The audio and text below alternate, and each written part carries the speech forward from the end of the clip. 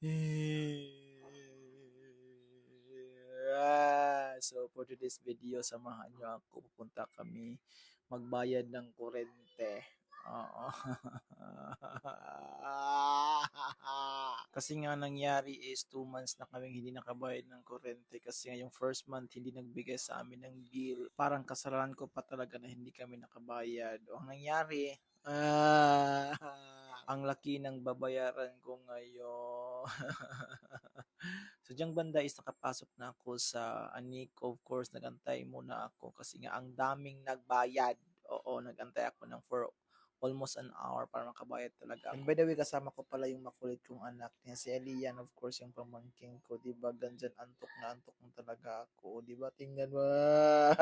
While kami ay naghihintay, tingnan mo naman yung anak ko, di ba? Parang bahay lang namin, ganyan sa kakulit sa bahay, di ba? Kahit magsayo-sayaw na ano pang gagawin dyan. Oo, ganyan talaga siya. Anyway, diyan banda isang pasalamat ako kasi nga tinawag na ako.